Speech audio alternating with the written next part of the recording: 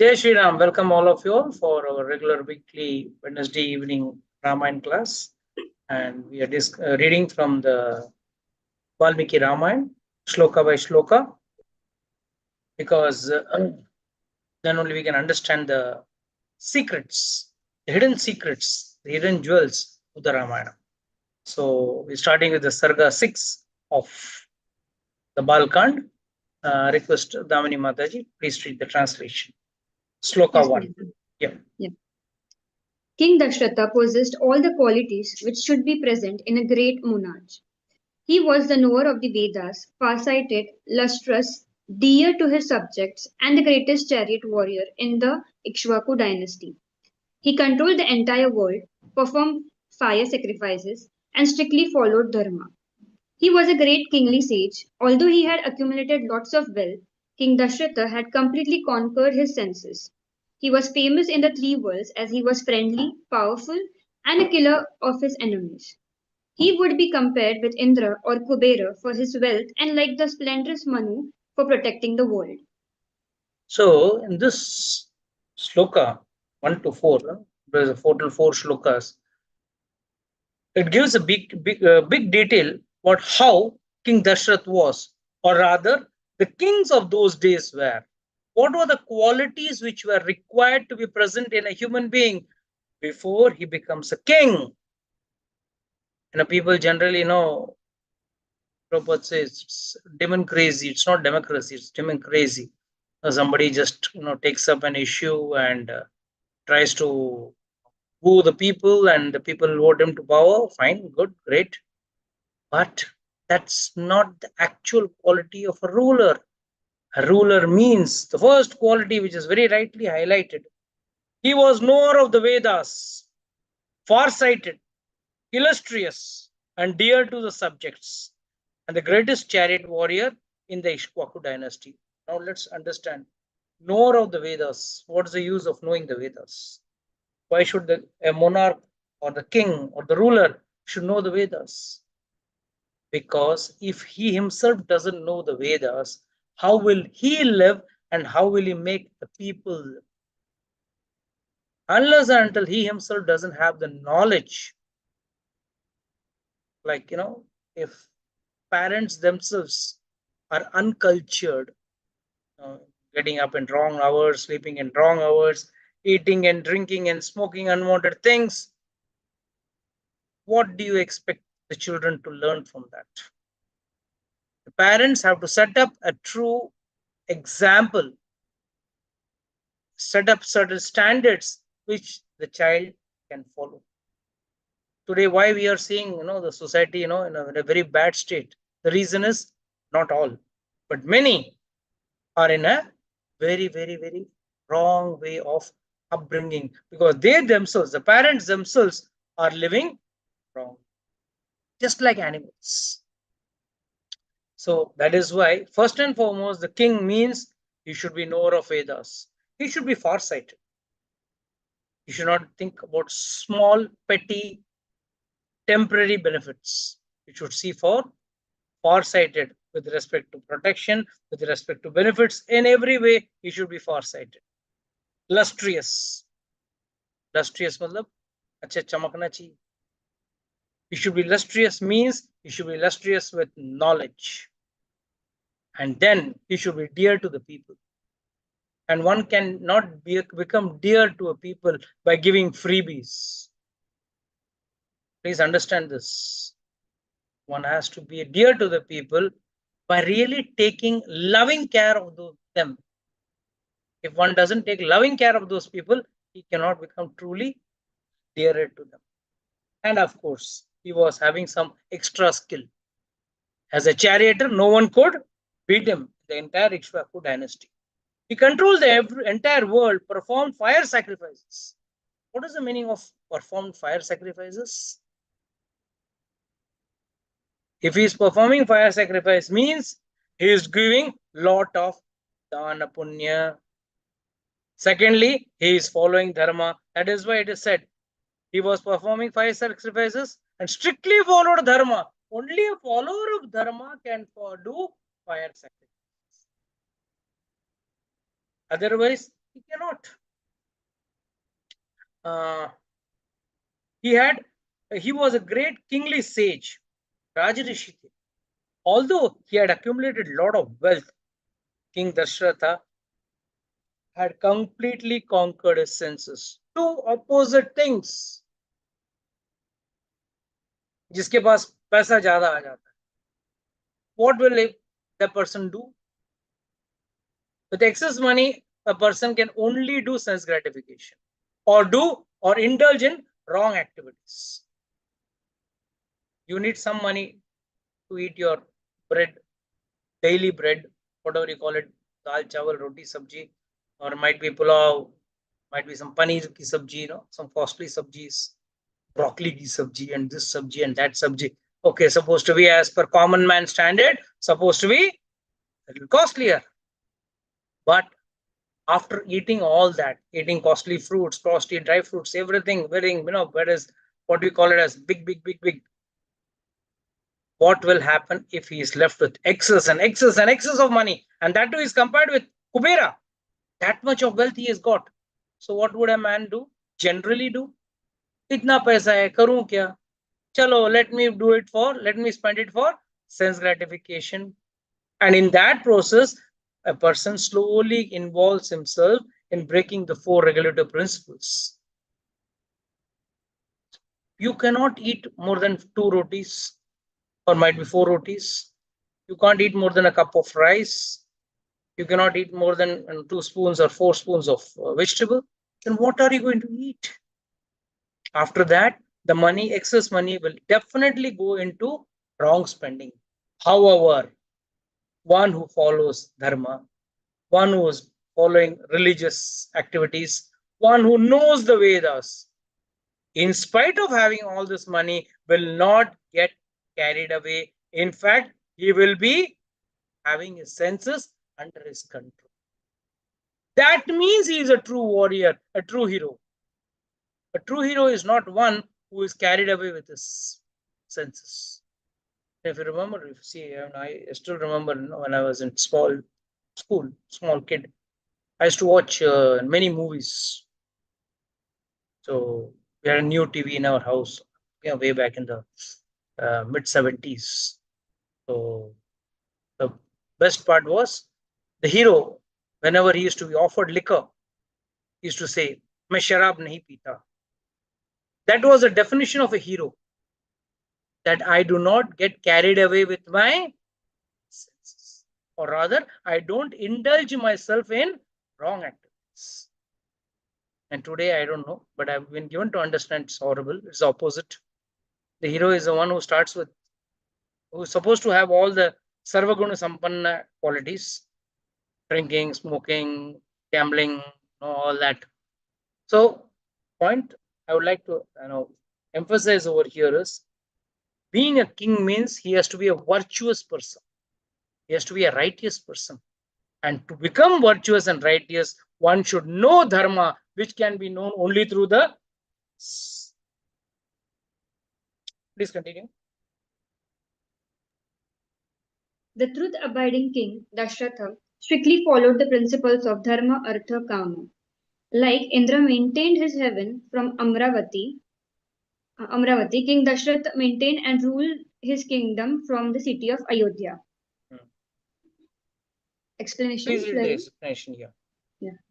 Here, only three Purusharthas goals are mentioned, namely Dharma, Artha, and Kama, while the fourth one, that is Moksha, is missing. Acharyas say that one who adheres to the first three principles automatically achieves the fourth one. However, adhering to the first three is challenging. It is possible only when one is attached to devotional life, that is, when one lives his life as per the Shastras.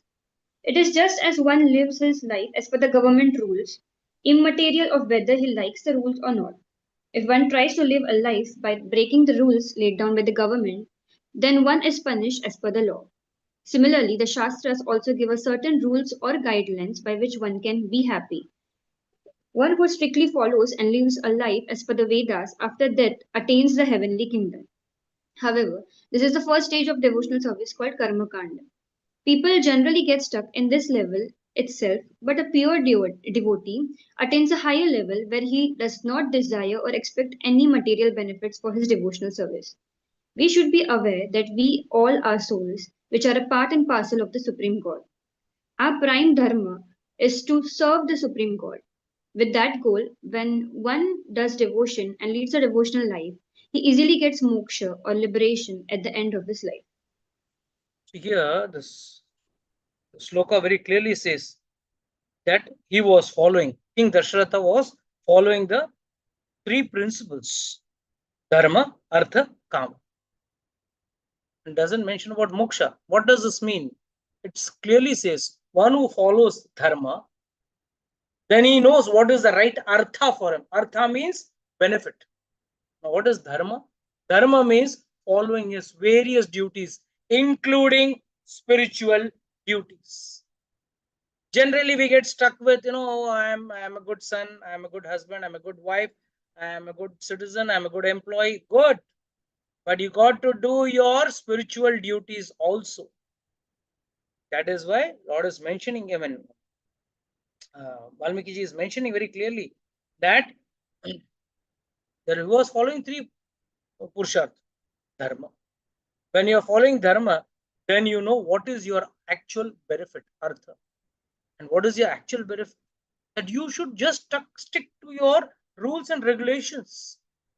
In today's date, we people are finding to, suffocated, or rather, they're feeling very tough, finding it very difficult to live a life of under the rules given by the Shastra. That day I was discussing with someone and I was telling him, "Arey bhai, one should follow Ekadashi, one should follow some vratas." तो किस भगवान ने बोला है भूखा रहना? भूखा रहना is not a vrata. भूखा रहने से whatever benefits you're going to get, the spiritual benefits.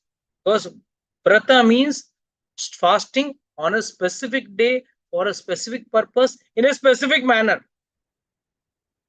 Itna chain reaction. Then only he gets the benefits. So similarly, one has to be following dharma, then artha, and then kama. Kama means what to desire.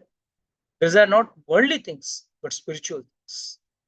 Then gradually by following this, definitely a person will get the fourth Purusha, which is the end result of following the first three. You don't have to specially run behind moksha. Just follow the dharma, artha, and kama, then moksha is automatically granted to you at the time of death. In fact, acharyas say one who's following all this is already in a liberated state. Though staying in this material world, which is called as a dukkhalaya, but still he is in a liberated state. The most important is, yes, all this comes under the Karmakand section. Now, there is a beautiful understanding that people generally say, Karmakand, like going to the temple, following some vratas, doing certain pujas, everything is good. But there we are doing devotion with respect to something expectation in return. Whereas actual devotion means where you don't expect anything in return. But Acharya say, as the old proverb goes, something is better than nothing. Instead of being an atheist, instead of not doing sincere devotion service, it is better one at least follows karma kand, at least with an expectation that you will be getting some material benefits. It is better he follows karma kand, but doing the karma kand sincerely, in one day or the other, by the accumulation of his pious credits, he will go into the next level, where he will go to jnana.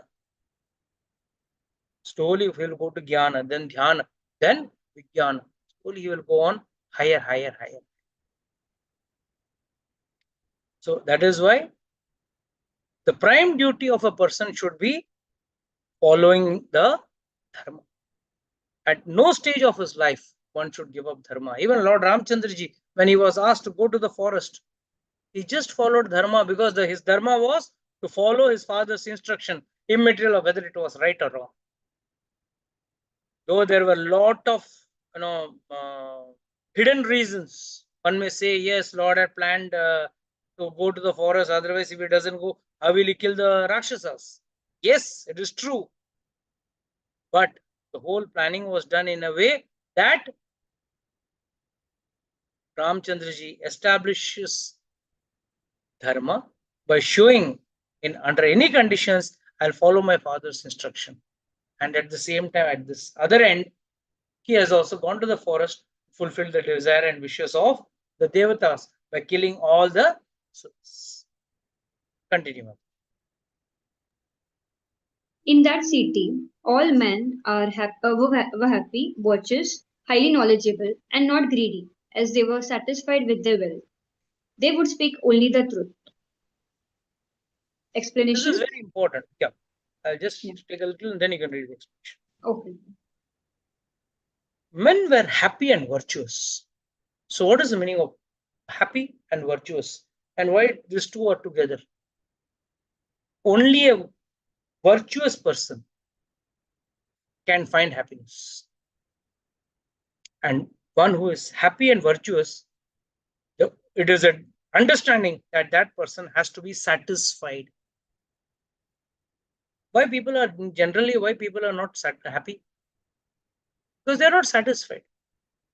They feel, yeah, I can get something more, or I can use something more, or I can possess something more better, which is whether it's required or not is immaterial. It also depends on what is your goal of life. Suppose you are in the mode of passion. Your goal of life is, let's say, you're a big businessman or a big singer, and you want to sing a lot, you want to do a lot of business. So you will say, I want 10 factories. No, that's less. After 10, the 11th one, then the 12th one, then the 13th, then I want a much bigger business or some more diversification in my business. I'm a singer. I want to sing a lot of albums. I should get a lot of praise. And the praise should not stop. It should go on increasing. That means what? Is this goal justified? On the face of it, look, yes, what's wrong? If someone is earning a couple of crores, why not he earn a lot, double of it, triple of it, quadruple of it? Nothing wrong. But then that person's goal of life is not clear. When a person's goal of life, of living itself is clear, then these problems do not arise. But generally what happens? People don't know their goal of life. That is why there is no Krishna in their life. There is only Trishna in their life. Trishna means dil mange more, और चाहिए, जितना है कम है, और चाहिए. And in that process, what happens? It is nothing but lust, more and more lust. And how can one be happy and satisfied when his desires are not fulfilled? Now, when the Vaman Dev story, Lord Vaman Dev, he comes to Bali Maharaj. And how does Vaman Dev come to him? As a short sage, short Batuk Maharaj, Batuk Brahman. He comes like a short Brahmana, dwarf Brahmana. Dwarf means he doesn't have much height. That means what? His legs are also very small.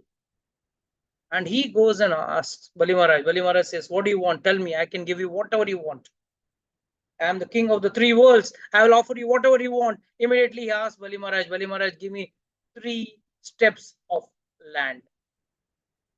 They were shocked. What are you asking? One person who can give you villages, towns, countries, that big is my capability, and you are asking for 3 pieces of land. How ridiculous, how foolish. And then he says, how can you be satisfied here? You can be happy. Ask for something big. That time, Vaman Dev says a very nice sloka. Edircha upapaneni santushte vartate sukham. Asatushte tiber loke. Ajit आत्मा उपसादिते. says संतुष्ट वर्तते सुखम. जो आदमी संतुष्ट रहेगा, one who is satisfied, वर्तते, ही enjoys सुखम, happiness. One who is not satisfied can never be happy. He can only be either envious, jealous, or craving for more. That is why Vamandev says, Edircha upapanane, whatever comes of its own accord. Let's say a child has studied well for the exam, but on the day of exam, might be he is not getting the exact number of marks what he is actually due for or expected to. Now there are two possibilities of handling this: accept it or commit suicide. Those who are not satisfied, who are not ready to accept it, they what do? They commit suicide. And is this the end of life? No, you're just ending your body and committing a big crime like committing suicide. So that's why it is said, Edircha upapane, whatever comes of its own accord. Aapne mehnat kiya. Someone gets a salary of 1 lakh, someone gets a salary of 50,000, someone gets a salary of 5 lakh a month. No problem. Whatever comes, be satisfied. Don't try to see those who are earning more than you and try to find sadness in life. By that, you will only get sadness because you are not satisfied. Whereas, same thing, if you are satisfied, okay, I'm happy, I'm getting my 2 meals plus the 2 meal money extra I have got. What else do you want? Tircha upapanane santushto vartate sukham. That santushta manushya jo hai na, wo sukham. It increases happiness. Not just happiness, it increases happiness. असंतुष्ट त्रिभैर लोकेर, जो असंतुष्ट है तीनों लोगों से, त्रिभैर लोकेर मतलब तीनों लोगों का अगर संपत्ति मिल जाए ना उसको, this is Vamandev saying, मेरे को 3 पग जमीन is enough, 3 foot of 3 legs of leg span of land is enough for me because I am a satisfied person. So Vamandev is actually teaching us how to gain happiness. So first happiness is one needs to be get satisfied. You know, once one villager, the rich man of the village, he was quite unhappy, sad. He had a lot of money, but still he was the richest man in the village, but he was quite sad. So he went to his sadhu and asked the sadhu, why I'm not getting happiness? I'm having so much, which in my entire village nobody has. I got all the wealth, I got so much of land, property, everything, but I'm not happy. That time the Sai said, okay, go there in the end of this village, there is one person staying in a small hut. Go and meet him. Then you will understand why you are sad. You know, the richest man is the poorest man because all he has is left with is money, nothing else. Na happy, na relations, kuch bhi nahi.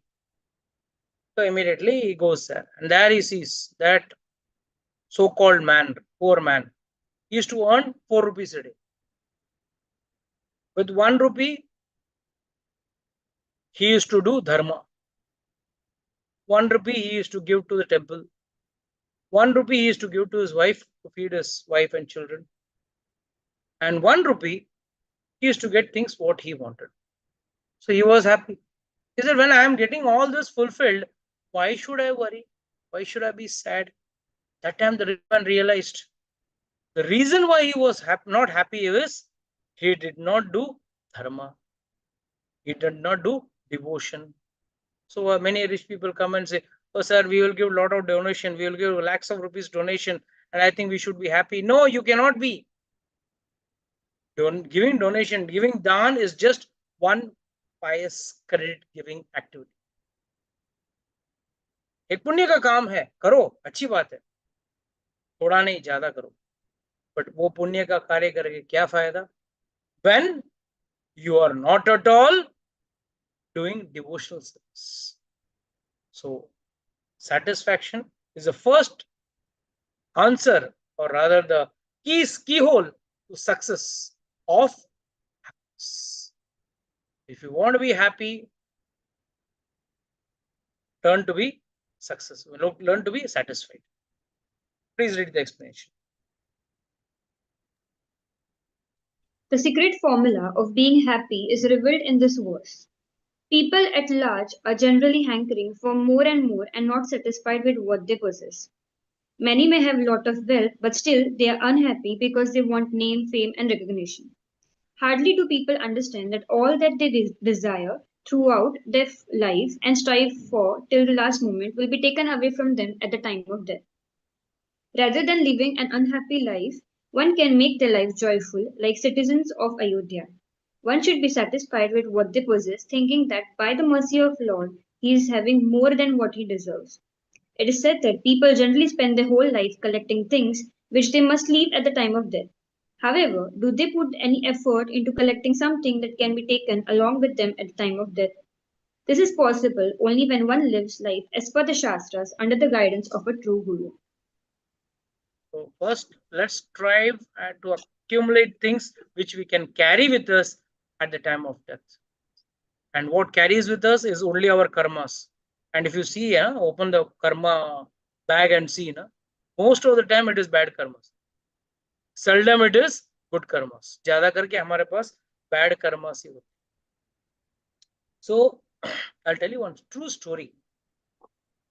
This to one of my known person, I'll tell you the story. True story. Once a person was doing a very big, large business of these grains, dal, chawal, and all that. Huge, big business he was having. So they had a big meeting of the Samaj. So one person had come over there. He was a bigger businessman than him. And he was invited on the stage, and this person was not invited. No, he has lots and lots of money he had. But still, just because he was not invited to the stage means he was not given name, fame, power, recognition. Nothing was given to him. He felt so bad that within a short time, he borrowed thousands of crores to put up a bigger unit, bigger factory than what that person who was invited over there he had. He wanted to put a bigger factory than him. And in the process, he met with such great, huge losses that finally he landed up in a prison, in jail. So what do we learn from this? It's not just money. Sometimes people are hungry for name, fame, power, and all those things. But mind you, if you want to be happy, be satisfied with what you have. So here a question may arise. Is it wrong to be ambitious? I would like to ask this question to our viewers. Is it wrong to be ambitious? If satisfaction is the only formula for being happiness, तो क्या हमें ambitious होना चाहिए? Yes. Who can answer this?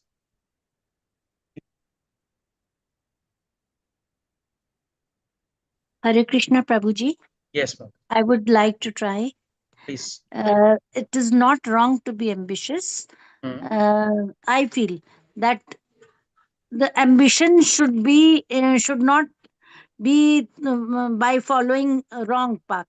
The path should be correct and it should be connected with religious or dharma factor. Yeah. Being ambitious is good, but earning that extra money through improper ways is wrong. Agreed. That's Very my nice. answer. Very nice. Very good. Something more Praveen would like to add? Prabhuji, being ambitious is not at all wrong. What is your intention behind that? That actually makes a difference. Good. Whether you are having a right intention or wrong intention, that makes everything It's almost the That is same not to between. what Mataji, Rita Mataji said. Your answer is in almost the same line. But you all are missing out one important factor. How much is enough? Is your ambition realistic? Now, let's say Praveen imagines, no, let's say your salary is 1 lakh a month, and you are ambitious to be 50 lakh a month. Is it good? Is it sensible? And what will lead Yes, to? yes. Okay, let's say you carry that unrealistic way. And next month, my salary should be 50 lakhs a month, from 1 lakh to No, 50 lakh. that's no, that is not. And then what happens? That leads to sadness. Though having enough, much more than someone who is drawing 20,000 and 30,000 and 50,000 rupees salary, earning enough, still, see, it's, you have to, it's in the old proverb. You see either the cup half empty or you see the cup half full. It's left to you. And as you both said, Rita Mataji and you said, while doing in this process of ambition, can you do it at the cost of giving up dharma? Giving up your true valuable earning which you can carry after death? There are two earnings, okay? One which you have to leave and go, and one you can carry. Which one is smarter to earn? But both are required. Huh? To survive in this world, you need wealth for this world. ये दुनिया में जो पैसा लगता है वो भी जरूरी है. But at the same time, you need wealth, that wealth, the spiritual wealth, to carry with you for the next birth. So you have to earn both the currencies. One currency is not enough. But an ambition which is focusing only on one-sided way, only on materialistic ambitions, but no spiritualistic ambitions, that is true. That too is wrong. Yudhishthira Maharaj had no ambition. Yeah. Prabhuji, perfect explanation. Very Yeah. nice. Very nice. Yudhishthira Maharaj had no thought or planning of becoming the Chakravarti. It was Krishna and other people, they said, no, you have to become Chakravarti. They made him, though he was worthy of it. But still, he was not ambitious. And that is the reason why the very next day here, you can see in Ramchandraji's story also, he was not ambitious. The day he was asked to leave, he immediately left. It's not that he was no other option. You know, Lakshmana said, okay, we will make you become the king. I will make the king bandi, imprison the king, and you become the unopposed king of the country.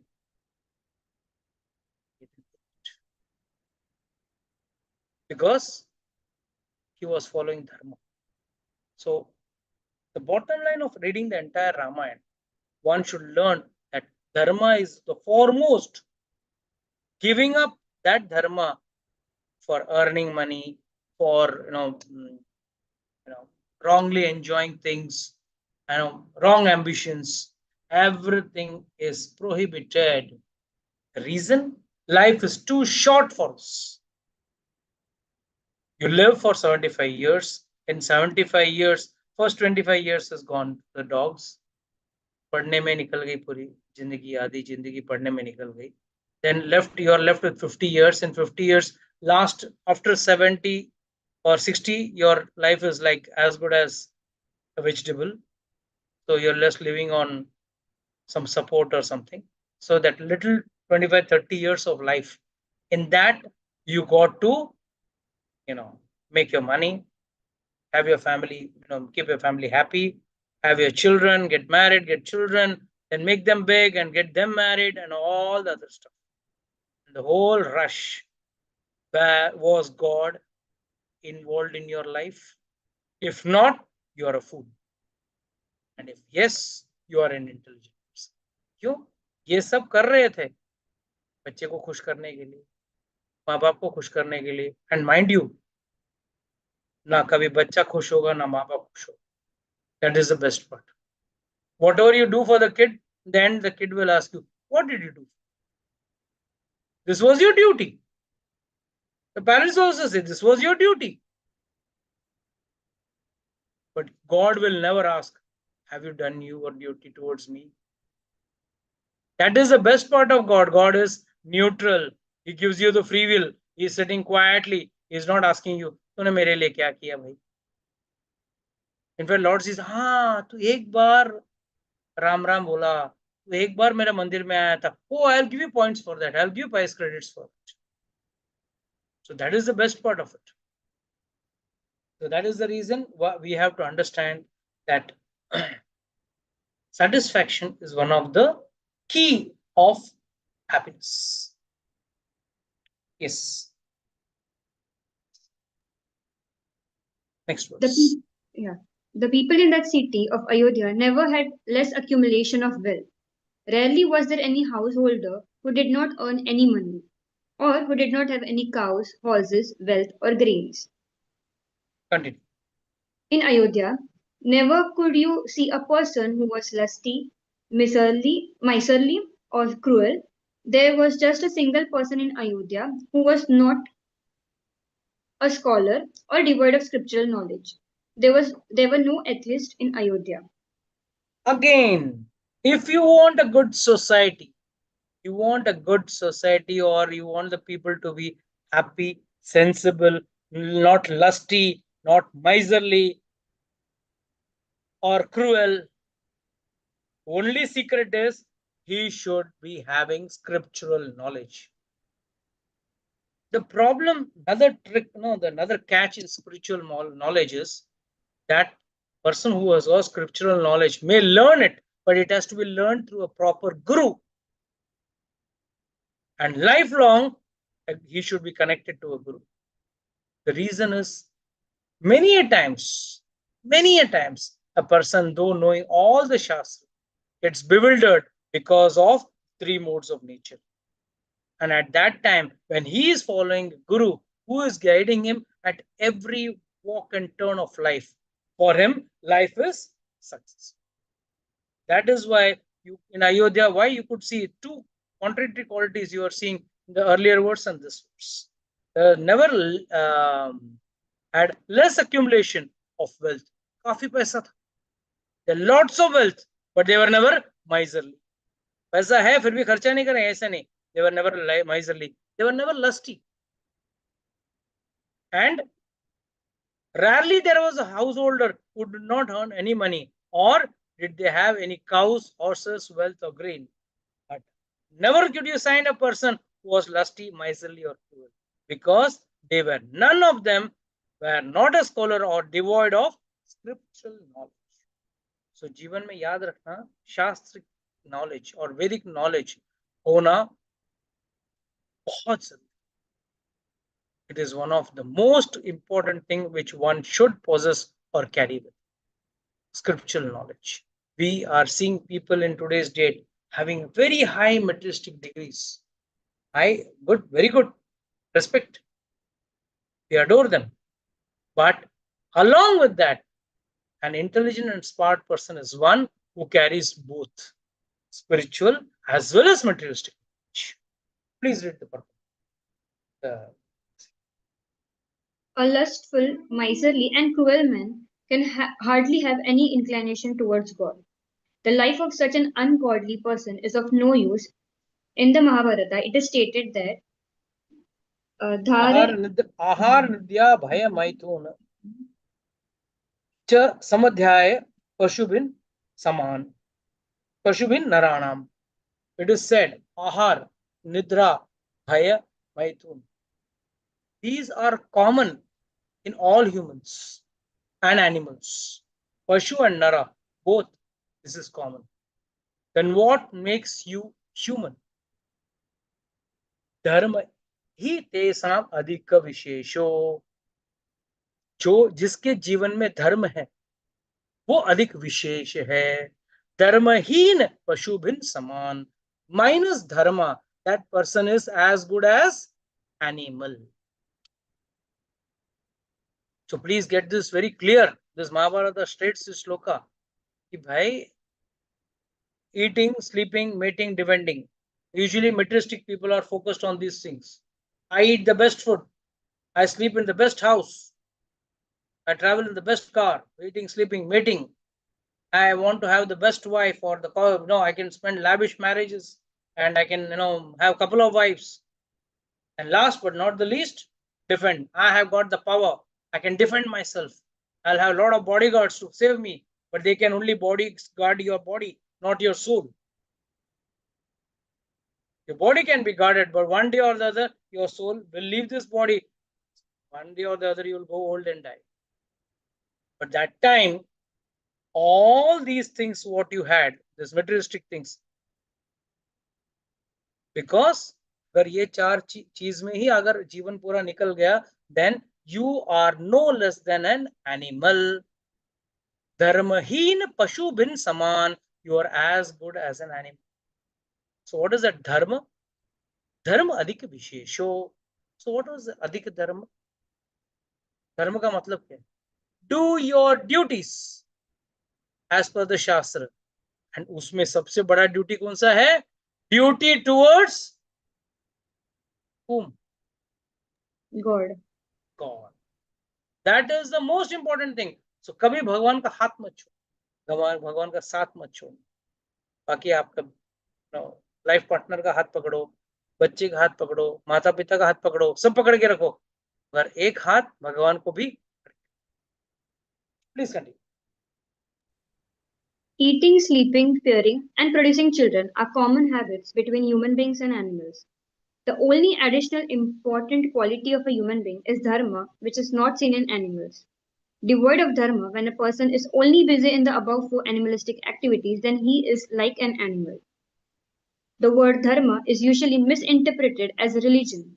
The word dharma refers to duty. We all have a duty towards our parents, family members, children, society, country, and so on.